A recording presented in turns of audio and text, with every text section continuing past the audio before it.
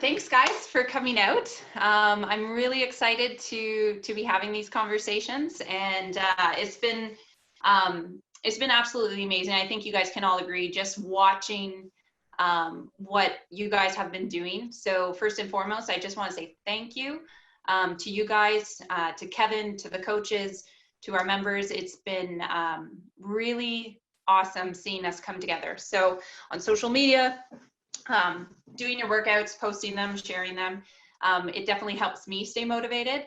And really, I think that's what we need right now with everything going on. So there is a lot of uncertainty. It's no surprise. I think we all are feeling it in slightly different ways. Similar, I'm imagining, for a lot too. So both being, our jobs, financial, family, things are changing so quickly right now that I can't help but relate it to CrossFit. So when we're at the gym, when we're doing workouts, we often feel, we look at a workout and we say, what was Kevin thinking? How am I going to do this workout? And we look at a barbell and we're like, I don't know if I can lift that. Then it's 3, 2, 1.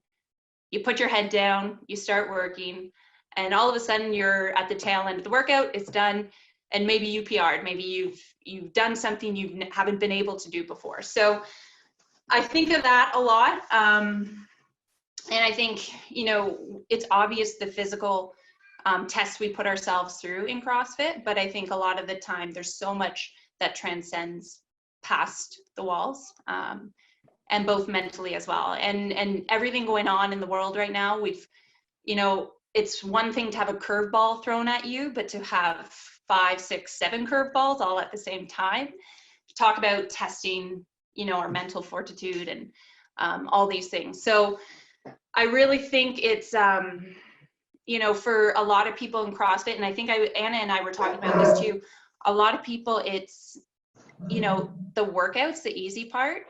We like to train, we like to put ourselves in those uncomfortable positions and come out stronger. But one area that we do find to be a challenge is nutrition. So that's where we wanted to start the conversation in these webinars.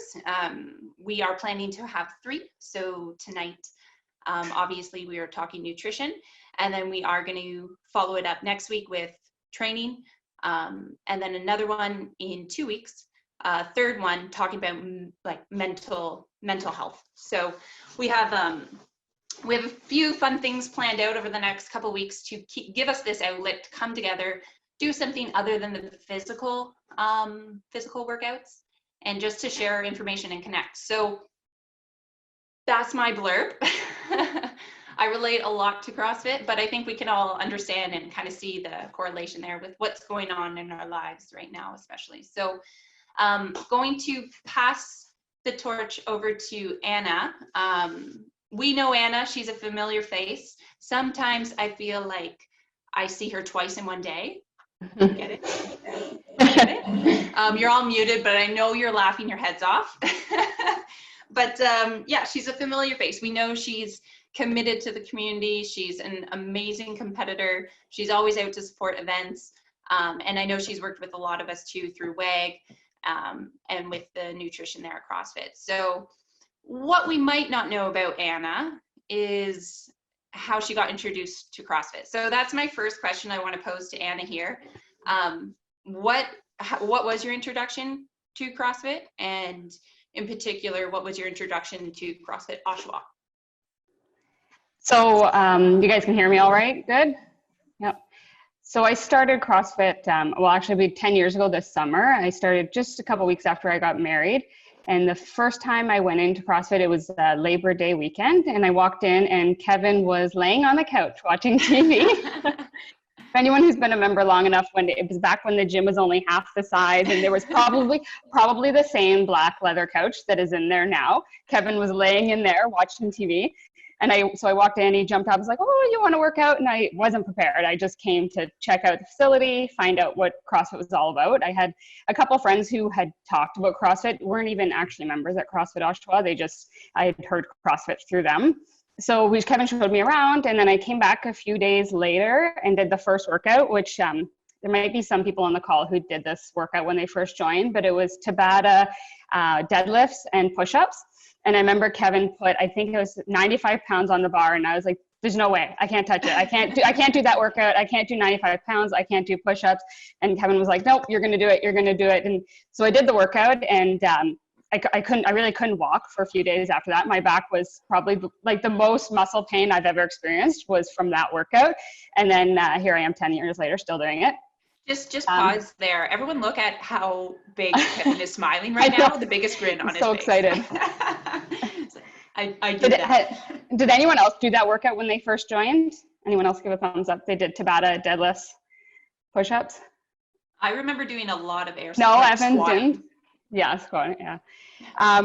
So after doing CrossFit for a number of years, I've always interested in nutrition. I always kind of like to cook. Nutrition is something that, like myself in my personal life, I'm always cautious of. Genetics are not in my favor. I have to be careful with what I eat. I have to exercise regularly, just, to be healthy. So when I was on mat leave with my first son, I started studying holistic nutrition through the Canadian School of Natural Nutrition. And it took me about 1.5 years to do that studies from home.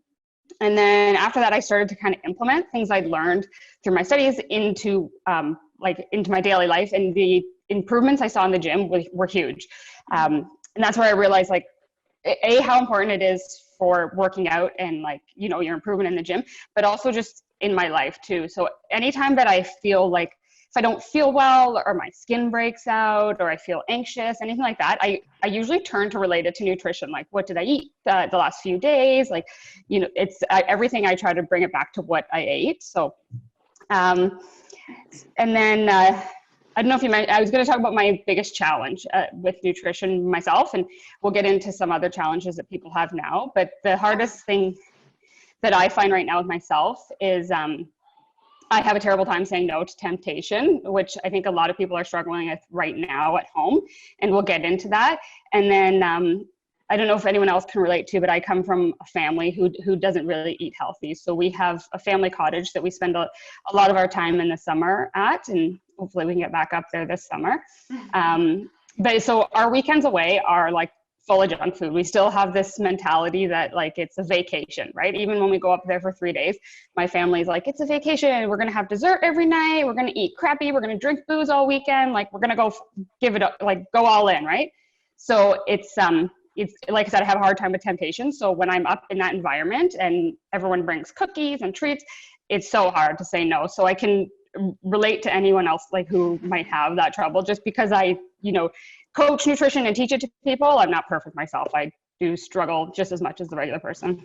I have a question for you there too, Anna. Who here, when all this, you remember that 1 week where everything happened all at the same time? And then you were like, wow, maybe I really should stock up on more food that I have. Who here, I did as well. You just, for some reason, I was like, oh, maybe I should get snacks. I can be home. Nothing in my life really changed other than I am home more, but I felt that, oh, maybe I should get treats and snacks and chocolate and different things because I'm home now. It was almost like a stay home vacation, not knowing how long it was going to last, but immediately right off the bat, I think a lot of people felt like, oh, I can get snacks now and just have them at home. And that's not a problem per se, but it was going to be a time off of vacation, right? Here we are, a month and a half into it, and it's our new lifestyle now. Yeah, exactly. One of the things too, I wanted to ask you, Anna, when you fell into nutrition, so you had the performance and you were working out and then realized nutrition plays such a big role in that. Did you go through any particular, did you do paleo? Did you do the whole 30 zone? Was there anything you kind of went into, or? I kind of tried it all. When I first joined CrossFit, Cam was kind of the nutrition guy, and he would talked about the zone diet. I never really tried the zone diet myself, but I think it was, it's fairly similar to macro counting, which is what I do most of my coaching in now. So I'm just playing with my light so it's not so bright in my face. And paleo was pretty big then too. So I tried the Whole30. Paleo, I tried when I did the Whole30, really. I never tried zone diet. I just wasn't into counting the blocks, but I kind of been through it all. I tried keto for a while. I did the macro counting, and I've been really strict at times, and I've seen great success. I've been not strict at all and not seen any success. And I've kind of found myself, I've landed in the middle somewhere where I'm strict sometimes, but I still allow myself to have, cheat meals and like pizza, that kind of stuff. And I'm kind of in a place right now where I'm not the ideal. I don't look ideal as I want to in a bikini, but I'm enjoying my life, right? So I don't have to say no when my family sits down to eat pizza. I'm not eating a salad. I'm going to enjoy the pizza. I'm not going to have 6 slices. I'll have 1 slice and a side of salad. So I kind of think after many years of trying and going through like great times and hard times, I've landed at a spot in the middle here where I'm happy now. And there's still progress I would like to see with myself, but I'm getting there, and it's not my main priority right now. Right. Cool. And you might have touched on this already a bit, but with either yourself or clients that you have, what's been the biggest challenge in the past, we'll say the past month or 5-6 weeks? What's been the biggest challenge people have been experiencing regarding nutrition? So there's kind of a few challenges I think people have found. The biggest one is snacking.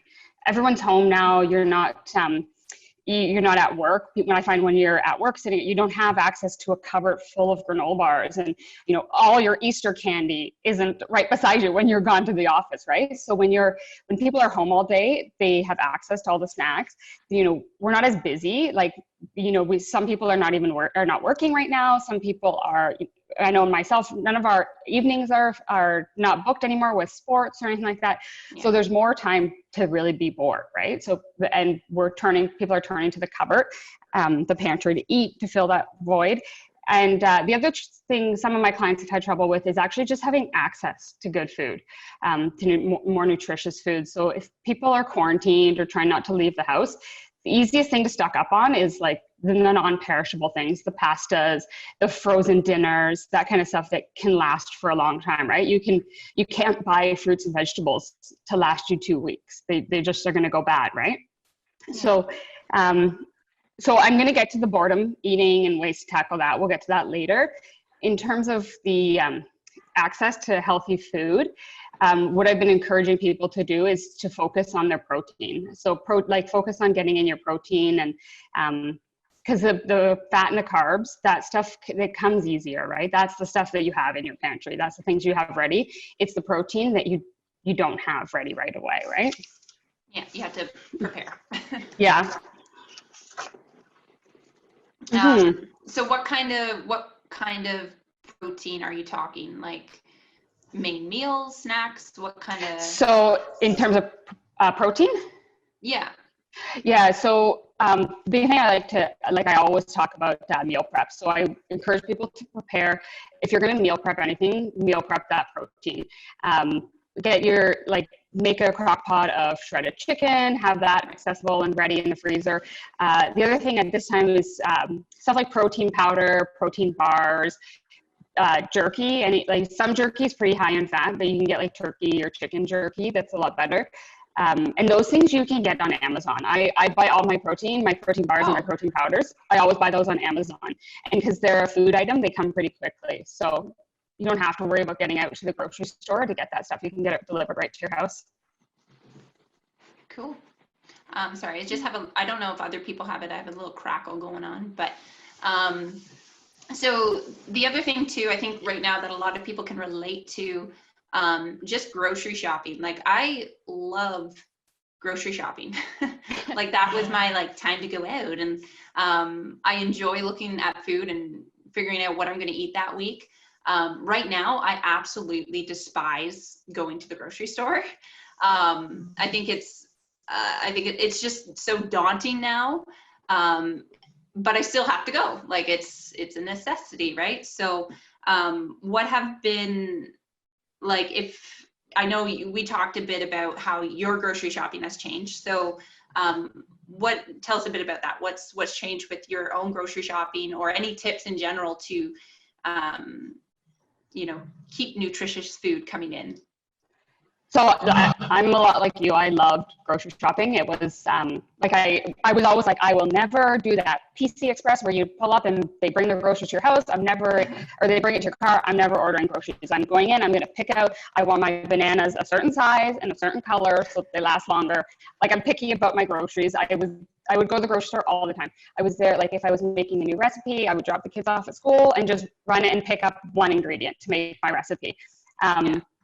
But now, like, we can't do that anymore, right? So I've been ordering my groceries through Instacart. I've had really good experiences with it so far. Generally, I find I can order a couple days out. I can place an order for like 3 or 4 days and from now, and then you can add to your cart as you go along. And I'm even using, I was never a list maker either. I never made a grocery list unless there was something like kind of random that I might have forgotten about. Otherwise, I wouldn't make a list, right? So now with the Instacart, like, I can just add stuff to my cart as I run out in the cupboard. I'll just add it right onto the cart. And then in a few days when I'm ready, I can place the order. So some fun experience I've had with Instacart is, like, does anyone know how much bananas would weigh? If you want to get a bunch of bananas, how much would that weigh? Like, I would have no idea, right? And with your fruits and vegetables, when you order them online, it's all by weight. So you have to put in, do you want like 2 kilograms of bananas, or I have no idea. So you can put in a little note, and I'll write in a note, like 2 bunches of bananas, right? But like I said, I want my bananas to be the same size, and bananas in particular I'm picky about. So that I just had to put to the wayside. I get what I get for bananas and deal with it. The other thing I ordered, so did anyone make a turkey on the weekend? No. Chicken. Oh, we got some turkey. So I've never made a turkey in my life, but I was like, oh, we're not going to my for Thanksgiving. So I was on Instacart. I chose what I thought was like the smallest size option for a turkey. And the lady came and delivered my groceries, and she's like, I've got your big ass turkey in the car. And I was like, oh, okay. Like, are we big turkey? What are we talking about? And she got me a 10 kilograms. So it's a 22-pound turkey for a family of 4, myself, my husband, and I have a 4-year-old or a 5-year-old and a 7-year-old. So you got a lot of protein. I got a lot of protein. Yeah. And then, so after I got the turkey, I was like, this is a full turkey. Like, I've never cooked a turkey in my life. There's stuff inside that turkey that needs to come out. I didn't even know how to take that innards all out, right? So if I was on the phone with my mom a few times. Anyways, I cooked the turkey. It took like 4 hours. And actually, on the bright side was I have, like, in my freezer now, large Ziploc bags full of cooked turkey meat. So it's my meal prep done for a few weeks now, right? So the key note to take away here is we should all buy big ass turkeys. Yeah, cook them, and you have your protein stocked in the freezer for the whole week. Yeah. And you know what, it made me always think of when I was a kid going to the grocery store with my mom, and you would see those scales hanging. I don't even think they have them anymore, by the fruits and vegetables. And I remember always thinking, like, what are those scales for? Who weighs their fruits and vegetables? Well, now it would have been handy, right? When you're trying to order all this stuff online. So in terms of general habits of grocery shopping changing, I'm making lists now. I'm probably spending a lot less money because I'm not doing these little trips here and there to Loblaws. And if anyone else shops at Loblaws, when you go for one thing, you got to go through Joe Fresh and see what clothes they've got on sale too, right? So it adds up a lot. And now, like, I am doing every couple weeks a big grocery shop, but then it's lasting me for a few weeks. I'll add it, like, once a week. I usually do a small delivery of fruits and vegetables. But I actually think when this is all said and done, I will probably keep doing that. Maybe not through Instacart, but maybe just the PC Express where you pick up your groceries on the spot. It has saved time and probably saved money, but I can be a little less controlling about what I get. The other thing, I've been opting a lot more for more root vegetables, like the squashes, potatoes, because they actually, and carrots, we've been eating a ton of carrots in my house. They do last longer, I find. Like the lettuce, that kind of stuff, it doesn't last very long, but the root vegetables last quite a bit longer. I've been buying more frozen fruits and vegetables too, which is something I always steered away from. I just wasn't too keen on the frozen stuff, but now we just have to make it work. And like I said before, buying stuff, the protein powders, protein bars, that kind, whatever you can off Amazon. And actually, as the weather's getting better, the farms will start doing those farm deliveries where you get every week or so, you get a basket of fresh fruits and vegetables from the farm. So might look at that kind of stuff. Cool. Mm-hmm. Another thing that came to mind, and I think I was talking maybe with Christine down there. She's down there on my screen. We were just talking about just the amount of traffic in our house right now. So if you are stay at home and you have kids that you're homeschooling now, because we're all stay at home working full-time homeschoolers, the kitchen is a common area. It's where a lot of people go. I cannot keep my kitchen clean, and it's just me and Jolene through the day. Just there, we're cooking our meals, 3 meals a day, snacks, whatever. So I think the kitchen itself has become, it's just so much busier. It's always messy. I can't keep up with keeping it clean, and I don't know how families like Mel do it. But what are some maybe tips or things people can think about if, in their kitchen when you want to grab a snack, different things to make the healthier decision? Because right now I walk in my kitchen, it's messier. I don't feel like cooking, but I force myself to. But if you're in that situation, what are some things people can kind of think about? Yeah, so actually one thing that I was on a conference call this afternoon, and one thing the lady brought up is most people are working from home now, right? So not everyone's used to working from home. I've always worked from home, so I have a desk set up in my home. But some people are working off their kitchen table, right? Is anyone here working off their kitchen table? So you're like right there in the heart of things, right? You're right in your kitchen, right beside all that temptation all day. So if you can, I would suggest finding somewhere else to work so that you're not right in there all day. But there's lots of things we can do. So like, as much as we feel like we have no control these days, setting up your home environment is something you can control. You can control what goes on in your home. So in terms of, so a lot of people mentioned they're having trouble with boredom eating and the snacking. So there's things that we can do to help with that. Like put all your unhealthy snacks, put them inherently we as humans are naturally lazy, right? We look for the shortcut. So if we're going into the kitchen to get a snack and the granola bars are right there, easily accessible, ready to go, we're going to choose that rather than going into the fridge, spending 10 minutes chopping up a bunch of carrots to have carrots and dip. So I always like to encourage people, when you get your groceries, so now we're getting our groceries, cleaning them all down with Lysol wipes, washing everything in the sink, take those fruits and vegetables and cut them up, get them ready to go. You got to wash them anyway. Yeah, like I take my bag of carrots, and as soon as I get home, I peel them and I slice them so that everything is in the fridge ready to be eaten right away. So it helps with snacking, and it also, at the end of the day, when you're going to prep your dinner, everything is chopped up and ready to go. It saves tons of time right there, right? The other thing, so stuff like your kids, like if you have kids, your unhealthy snacks or your Easter candy, any kind of snacks you might have laying around the house, put those somewhere where it's not so accessible. Like if I have chocolate in my house, it's in the basement, in my basement freezer. So if I want chocolate, I've got to like go downstairs, think about my choice all the way down the stairs, and then get it. I also, in my house, the snacks are all stored in the pantry, and I realized today that pantry door is open all day. My kids are going in and out, the pantry's always open. So I'm like, now we're going to keep that pantry door shut so that we can't see all the snacks, and we can't see the chips and the granola bars and the goldfish crackers. We don't see that stuff all the time. If you're storing, like if you've got all your snacks in your cupboards, put the less nutritious stuff in opaque containers, put them up at the top shelf so that when you open it up and you're looking for something, the first thing that you're going to see is those more nutritious stuff. The same thing in your fridge, you open it up, you're going to see all that fruits and vegetables, everything cut up and ready to go so that it's easy for you to make that choice, right?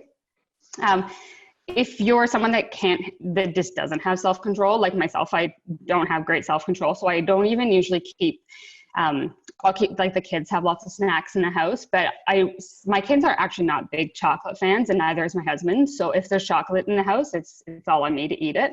So I generally don't even keep it in the house. Burden. It's a hard life. So I generally don't even keep it in the house. As someone mentioned in the Facebook group that they like chips. If chips are your weakness and you find you open a bag and you just like go, don't keep them in your house, or keep them in snack size bags. You can buy one snack size bag at a time. That way you don't have the temptation laying around. Some other things, we're all working at home right now, and treating your meal like it's a date, not sitting down and eating in front of your computer, right? When it's time for you to have your lunch or your dinner, step aside, put your computer and your phone away, and sit down and enjoy the meal. Like if you were on a date, you wouldn't spend the date staring at your computer and at your phone. So like if you can sit down and actually like chew your food, take a few breaths and enjoy the meal, it's better for you, right? And you're way more conscious of what you're eating, right? If you open a bag of chips and you're watching TV, like next thing you know, that bag of chips is gone, right? The other thing is portioning it out, right? So if you plan on having some treats through the day in the morning, I posted on Instagram the other day about my kids' snack containers, but that doesn't need to be for kids. That can be for yourself too. In the morning, set up your snacks that you're gonna have. If you're gonna allow yourself to have 2 cookies that day, set them up, put them in an individual container and set them out. That's going to be what you have for the day, and stick to that plan. Don't eat the 2 and then go back for more. Or if your goal is to have 2, but you've got them all together in the bag, it's very easy to go in and grab a whole bunch, right? So those are little things you can do around your house just to make it less desirable. Another big thing I find is if you're actually going to go grab the snack, take a minute to stop, practice some nose breathing, and really like decide if it's something you actually need, right? Are you thirsty? Are you bored? Are you really hungry? So if we're grazing all day, our body's never going to get to that hunger state. We're just going to keep going and going. So if we're actually planning out our meals, meal prepping, preparing our lunches or our dinners, whatever kind of shift schedule you're on, you have that planned and you have your meal to eat rather than just picking all day. Mm-hmm. Yeah, I find that too. Like I find being home right now for me, it's really hard to drink water. Mm-hmm. I'm a coffee drinker. I love my coffee. So if you're on my 7 a.m. Zoom class, you'll notice I started with a coffee. I don't allow myself a coffee now until after the class, but I have my water. So that's why all week you've been like, who's getting their coffee after class? Yes. I was like, guys, it's almost coffee time. Because that's my treat. That's my reward. But it does allow me to drink a whole glass of water, before 8 a.m., right? So that's one little thing I'm working on, because I noticed after a few days, I was like, oh my gosh, I don't even know if I drank a glass or 2 of water in the past day. Like I can be pretty bad for it. So. And Christine, I don't know which Christine it is, but Christine just wrote in the chat that she used to do a lot of meal prep. So you know what, I've honestly found myself in the same situation. Before this all went down, I was meal prepping every week. I would meal prep my lunches, my husband's lunches, even my husband's breakfast, because he works long hours. I would meal prep everything. And I have also gotten away from the meal prepping, but the one thing I try to stick with is continuing to prep the protein.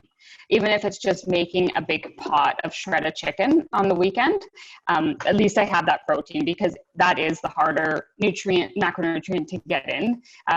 We can pick at a banana and an apple, some veggies all day, but if you want to get the protein in, that you have to plan for. It's a lot harder to just grab protein and go. So I've posted about this a number of times, but I am big on making a pot full of shredded chicken. So I just make it in the Instapot, and sometimes I'll make like the whole flat of chicken from Loblaws. It's like 9 or 10 breasts. I'll make the whole thing and just freeze it in bags of 500 grams. So 500 gram bag I'll take out for the week and plan for about 100 grams a day. So if you like, and actually I always thought before I started meal prepping, I was like, I work from home. I don't need to meal prep. I got food right here. But it is a lot easier. Like you do, because even though we're working and I used to always go to the 11 o'clock class at the gym. So I'd get home from the gym and I'm starving, right? I don't want to make anything. I'm just going to grab what's easy, right? So and even when you're working from home too now, you get caught up in your day. If you have that food ready to go, you know it's ready and you don't need to snack all day. You've got that planned meal. Mm-hmm. So one more kind of question I want to cover. So given that we're all, in a different situation, but similar at the same time, what would you say it's the biggest pro or the biggest benefit right now for your nutrition, being regardless of your situation? Like what would be, the fact that we are going through this stay at home. I think that's a one common thing for everybody to stay at home. What's the biggest benefit that we can do right now for our nutrition? So there's a couple different things we could do. So one thing is as much as I talked about this, managing your snacks and your boredom eating, it's a time when you're put to the test, right? We're not always put to the test like this. Usually we're away, we're at work, we're busy. Now that we're actually home, we can develop these skills and practice building up these skills and practice planning out our snacks, planning out our day, and finding ways to deal with that temptation. So whether it's like, you feel like a craving for, a junk snack, whatever, you go outside and take a walk, or you just step away, do the scavenger hunt for the day, whether it's, your 5 squats or your 1 couple minute plank, whatever it is for the day. Use those things as distractions and try to find a way to work on developing those skills. Something else I find too is a lot of people, whether you have kids or roommates or you live on your own, it's a good time to practice to develop those cooking skills and to include the family in it too. Whether lots of times we're running on the go every evening, we're off to the next sport. So it's a time where you can actually sit down with your family and help. The kids can help prepare a meal. You can plan out your meals as a family. And same with people who are regular, does anyone here regularly order fast food too? Occasionally. No. Yeah. So some people who don't cook at all and rely on fast food or meals to go, that kind of quick stuff. Now's the time to learn how to cook, practice those skills, and actually in terms of learning to cook too, there's with less, I said, I always went to the grocery store for 1 or 2 ingredients just to make a certain recipe, but now I can't do that. So I'm finding if I don't have a certain ingredient, what can I substitute it with in my kitchen, right? Can be a little more creative like that. The other thing I'm just saying in general, I kind of flip-flop back and forth between we've got so much time now to we have no time at all. It's crazy. This is insane, right? So I think everyone can really just benefit from trying to find the positive in these situations, trying to find, new recipes to cook, new things to do with your family, developing new skills, rather than letting all this stress us out and go crazy, right? Mm-hmm. And I think, how we react to stress, often a lot of the time, I know I snack more when I'm stressed, and I catch myself while I'm eating, and I'm like, why am I eating these? Oh, right. Yeah, I'm stressed. So, does anyone find that they're drinking more now too? Anyone drinking more alcohol than usual? Yeah. Put your hand up. Come on, guys.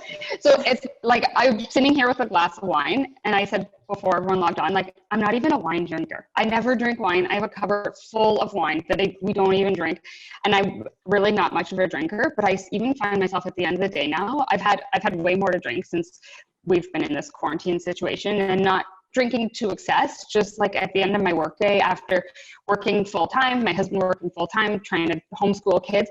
I'm this is madness. I need to just chill out and have a drink. I don't know why I'm turning to that as my anxious stress to relieve stress, but that's honestly why too. I was tonight's my night. Well, tonight's my night off. I was I'm gonna sit. My husband's gonna. He's bathing her right now. I can hear her in the background, but I was like, I'm going to treat myself to a glass of wine. I don't think, we're not saying you can't treat yourself. And same goes with snacks, right? Like, Yeah. as long as we do it in, treat it like a treat, Yeah, it should. Yeah, it's the same. I was going to reiterate the same thing. It's just because we're trying to find ways to avoid having these snacks, we can still have them. We still, if you restrict these snacks and these treats, or your weakness, whether it's chips, cookies, whatever your weakness is, if you're always restricting it, you're going to blow up one day. You're just going to go crazy and eat it all, right? So if we can have that flexibility of being able to manage the snacks and have a little bit, or, be very cautious throughout the rest of your day. If you're going to splurge on a piece of cake at night, you're just more cautious throughout the rest of the day. So you have that prepared for. Mm-hmm, mm-hmm. Cool. I know Evan asked a question there. Yeah. If you make different meals for the kids, or are you all eating the same meals? So in my house, we generally eat the same meals. The lunches are definitely, I shouldn't even say we eat the same meals. We eat the same dinners, because breakfast and lunches, the kids eat differently. They eat, my lunches are usually meal prepped. They're not prepped when they're home. But in terms of dinners, we all eat the same. Like, if they don't like what's on their plate, they're gonna eat it, or they're gonna be hungry. How about you, Em? Do your kids eat? Does your daughter eat the same as you guys? Oh gosh, no. No. Tonight we did. Tonight I made a big batch. My one go-to food with Jolene is turkey chili. I don't know why, but she'll eat it. It's like my fail-safe. So I make a giant batch, and I'll usually freeze half of it. So on those nights where I'm making something else for Mike and I'll take her portion out, so she can have that. But yeah, she's picky. She either eats her lunch or her dinner. It's very rare that she'll eat both. Or sometimes she gets 3-course dinners and she doesn't touch any of them. So it can be tough.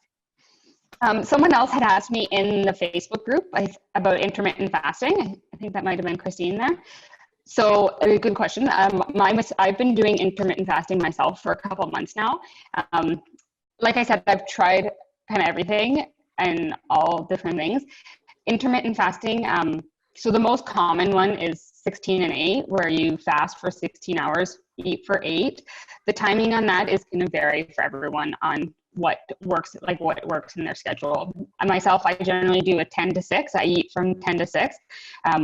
When the gym was open, I would go to the 9 o'clock class. So I'd finish my workout at 10, and that's when I would start eating. So ideally, you want to start your eating within about an hour window of your, you want to start eating an hour after your workout.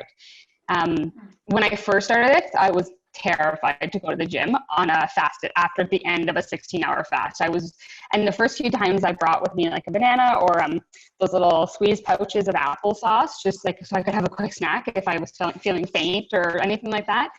But I find you quickly adjust to it. Like if I actually have found, if I'm sitting at home not doing anything in the morning from 7 to 10 is very hard. I'm hungry, I'm grouchy, it's not great. But if you can keep yourself busy, and when I was going to the 9 a.m. class at the gym, that 9 to 10, kind of the end of your fast, the hardest window, I wasn't even thinking about it. I was in the gym working out.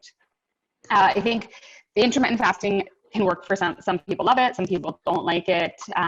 Some people it works better for. Myself, I found when I first started it, I hit multiple PRs in the gym. So I was saying earlier, I have a really hard time with temptation and saying no to snacks. And my husband's a big snacker at night. He likes his chips and stuff in the evening. And I find with the intermittent fasting, it's kind of like a hard line for me. I know after 6 o'clock, I'm not eating. So at 8 o'clock, when he gets out the chips to snack, I'm like, no, this is not my time. I'm not eating at this time, right? And because you're eating in a shorter window, it does give you more flexibility with that window too, right? So normally I'd be trying to spread out my macros over a 10, 12-hour day. Now I'm spreading out that food that I eat only in 8 hours. So some days it's actually hard to get enough food in that time. And then some days it's great because you have more room to splurge a little bit. But one of my kind of key points was in the end of this was find things something that works for you, right? Just because it works for me or, the top CrossFit blogger or anything like that, it doesn't mean it's necessarily going to work for you. And a couple things there in the chat. So what's the purpose of this type of fasting? Is it 7 days a week? Yeah, 7 days a week. Some people might take a day off or anything like that. Myself, I try to stick with it generally, but there are definitely days where we're late, we're cooking dinner late, or like on the weekends, you got something going on. And what's your macro percent breakdown that you use? So or does it depend it's going to depend on the person. Generally, you're looking at about 40% carbs, 30 protein, 30 fat. Those actual numbers are going to vary for each person depending how much you work out, what your baseline is. Like, so do you work out frequently? Or are you not working out at all? How hard you're working out, how busy your job is, your age, your gender, all that stuff, right? So that would be like kind of a general breakdown. But then with my clients, I have a whole bunch, like a whole mathematical formula that I go through and put in and get their numbers. So sometimes it's like 42% and 27%. It varies, and we play around with it depending on how everyone's feeling. Cool. Okay, so I'm going to kind of open up the floor more here. If anyone has any particular questions in general, or they were anything we've kind of gone over, feel free. So what's your opinion on completely cutting out carbs for athletes specifically? So that, I would say that is kind of dependent on the athlete. So that would be basically like a keto diet. Some people really thrive on a keto diet. Some people don't. I tried it myself for a bit and I didn't like it. It didn't work for me, but that doesn't mean it's not going to work for anyone. Once you cut out carbs and you become fat adapted, your body will start burning fat as that fuel. So right now, people who are eating carbs are your main source of fuel during your workouts. But if you can cut it out and get to that state of ketosis, then you'll start burning fat as your fuel. So again, it depends on the person's body. And I know myself, I don't digest saturated fats very well, so it didn't work for me, but a lot of people love it and swear by it and have great success with it. Mm-hmm. And I think too, it depends on what the goal is too, right? So depending on the individual, what's their ultimate goal? So that can vary as well. Anything else in particular, people? I'm gonna unmute you two here. So feel free if you have a question.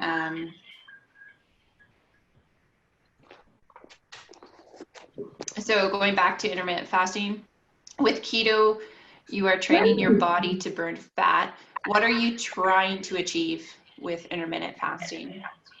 I think just shortening your eating window and that's what I'd say. You're not trying to change the way you burn, like body's not using a different source of fuel.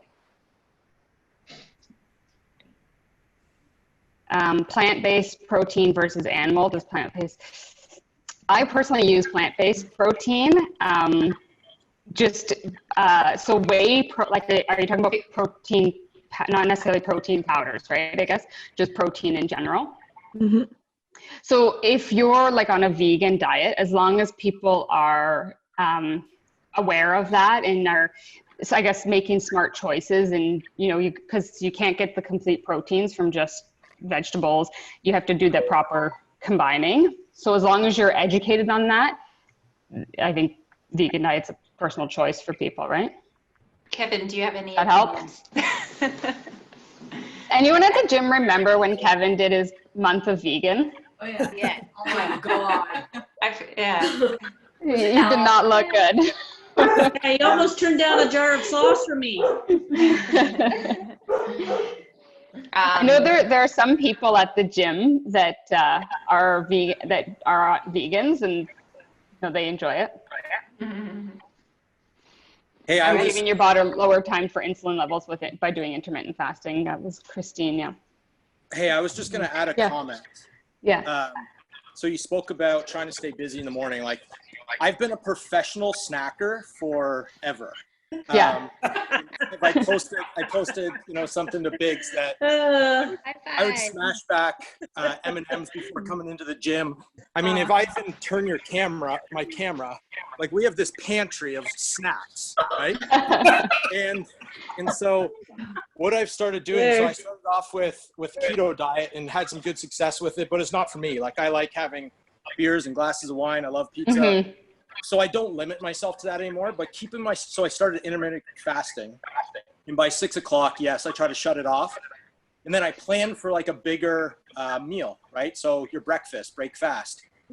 So I used to be a guy that would have 3 eggs every morning, 2 pieces of bread, bacon every single morning. And so I stopped that, and I usually eat around between 11 and 12, and then I shut it off at 6. And I have not really had an issue with it. In the past week, I've kind of like dabbled into snacking, but my snacking is a lot of fats, right? So I keep almonds around and, some bad fats, like some cashews. But honestly, like if I can do it, just some word of advice to you guys or encouragement. I mean, I've known Kev for like, I don't know, a long time, 13 years. He's pretty old. It'd be a long time. And so he knows like I am such a professional snacker. So if I can do it, any one of you can do it, pandemic or not.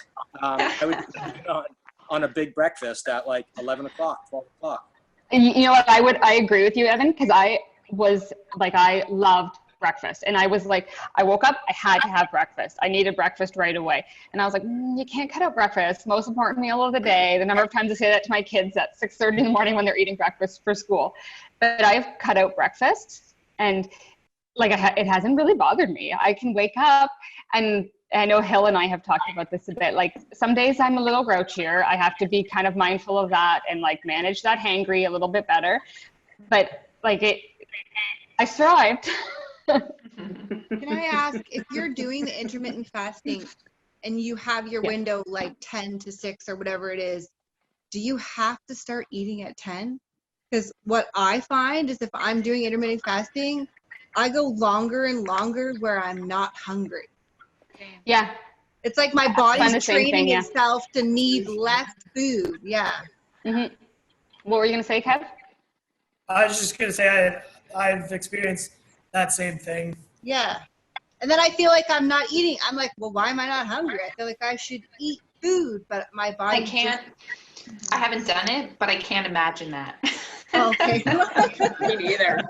I think you might run like, I don't think you have to eat right exactly at 10 o'clock, but you just have to be cautious of that you're not turning to a position where you're really under eating too, right? Because if you're only eating for 5 or 6 hours a day and you are going to CrossFit, you're doing your heavy workouts, you run out of time at that point to eat too, right? So you have to find that balance where you are still fueling yourself. And if you're shortening that window and you're not eating as much and you find like you're tired, you're not recovering from your workouts is a big thing, then you need to eat more, really.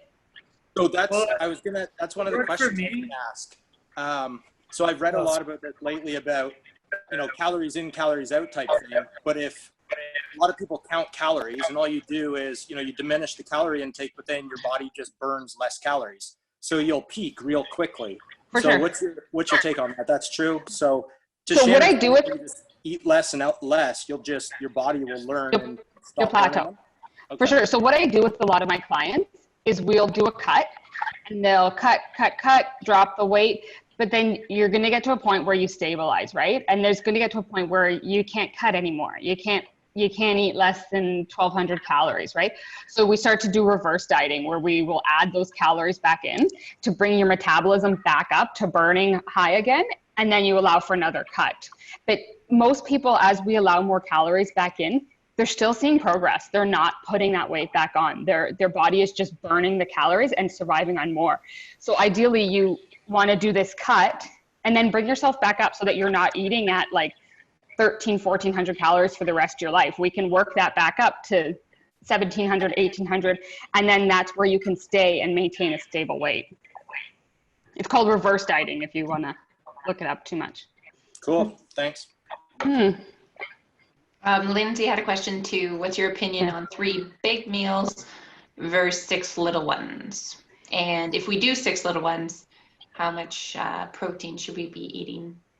So 3 big meals versus 6 little meals, I think it depends on you, what's working for you. If you do better with 3 larger meals, it depends on your schedule. I think that's not really the make or break it. I don't have a picture of it right now, but there's like, WAG has this nutrition pyramid and meal timing. So, I mean, that can go into like how many meals a day you're having or when you're having your meals. It's at the top of this little pyramid. The bottom of it is like your nutrients and your quality of your food, that kind of stuff. If everything else is like working perfectly for you, then your meal timing, you might want to play around with that and your schedule and your workouts and stuff. In terms of protein, have protein at every meal. Try to have protein with every meal that you have. In terms of like, if you're looking for exact amount of grams, like I said earlier, protein should like roughly 30%. If you use MyFitnessPal, you can plug those percentages into there and see how many grams that works out to. But a good rule of thumb is having protein with every meal. A lot of clients that I work with, protein, when they first start out, protein is the hardest macronutrient to hit because we're just not used to eating that much. So if you can start by having it with every meal, it's a great starting point. Kevin says 2 very large meals a day. That's what I do. Yeah. Really? Yeah, that's what I do. Wow. You too, Colleen, eh? Yeah. Yeah. Just convenient. I fast, so. So I've tried to work into that. And when I was first introduced to intermittent fasting, actually by my naturopath, that's what she had suggested, 2 large meals a day. Like I just haven't got there myself yet. Yeah, for me, I just have to make sure that I'm every not so often like measuring my total calories just for the day, because then I'll know if I'm under eating, like to Shannon's earlier comment about like, if you shorten your window one day, you just might want to see how many calories you've taken in just to make sure. It depends too if you like feeling really full or not. Yeah. I hate that full feeling, and some people love that full feeling. Right. You're not a big old bowl of food. I want to get up and move after. Yeah. Any other question, guys, or anything else you want to ask? All right, so Anna, why don't you, if you have, just to kind of wrap things up, we kind of talked about a lot, but if you could give us kind of a few pointers to kind of take away, or things that we might have discussed that can help us with our current situation. So the kind of top few points that I want everyone to leave with in their mind is, so like I said, we're inherently lazy people. So we want to set up our environment for success. So we still have control over what's in our house. So that's the things like putting the snacks up high, out of sight, having the more nutritious snacks readily available. You can put potato chips in a freezer, you know. Potato chips could go in the freezer. Yes, they can. Yeah. Oh, I've never tried that. They'll never make it. They'll never make it, Colleen. Well, they're out of sight, right? Yeah, exactly. Another thing is meal prep. So I'm a huge promoter of meal prep. If you're not into prepping all your meals, at least prep your protein. Have that ready to go and have protein snacks. You can make different kinds of protein muffins, cookies, little protein balls. I haven't dabbled in that too much myself, but there's tons of recipes out there to do it. Another point is find what works for you. Just because, like we were talking a lot about intermittent fasting, that may not work for you. It may not work for your lifestyle. So find something that works for you. So, and that whatever is a diet that's going to work for you is going to be the best option for you, right? Just because this person on Instagram is like having crazy success. That's how I tried keto for the first time. I was like, oh my God, everyone online is like getting great results from keto. And I tried it and I was like, nah, I don't get this mental clarity thing. It's not coming to me, right? So find what works for you. And then the last point is don't stress over it. If you slip up one day and, go crazy, need everything in the cupboard, don't beat yourself up over it. Learn from your mistakes, find out what where you slipped up, what caused that, were you stressed out, learn from those mistakes and move on. If you drag on that guilt for days on end, you'll never, it's not good for you, right? Just the stress alone is not good for your digestive system even. Excellent. Can I add to your point? I feel like that's a really good point for people because I don't know if people, if they'll stress out about it, they'll just say, oh, I'm not, this isn't for me, I can't do it, because they had one bad day. And it's like, it just doesn't work like that. You're never going to be perfect all the time. So you just don't let the wheels come off. It can't be that all or nothing, you just, tomorrow's a new day, start again. I really like that point. Mm-hmm. I agree. Yep. If I missed a PR at the gym, I'd still come back the next day, right? So true. I may not do snatches for a few weeks, but I'll come back. So true. So true. Okay, cool. Well, thank you guys so much. I want to end on also just saying, just think of how epic that first workout is going to be when we all come back to the gym. All right. So you might have to sell tickets. I mean, we might have who's going to coach it? It's going to be, it's we might have to fight over who gets to coach. I'm just saying, I do 6 a.m. I'm a 6 a.m. Oh, Craig would be great. But it's going to be so amazing. So if you're having a challenging day, or you're feeling, you're in a rut, just think about how good that first workout, it might not feel good during, okay? During the workout, you're going to be probably cursing. But when you're done the workout and you look around and you see everyone there together, it's going to be one for the books. So I can't freaking wait. It'll be the days leading up to that, bringing all the equipment back too. That's good. I don't know how I'm gonna. We'll figure that out. We'll figure that out. All right, cool guys. Well, thank you so much. Next week we have Kevin doing the training tips, and then the week after we have a guest coming in, also named Kevin Rempel. So if you get a chance, check him out. He's got an amazing story.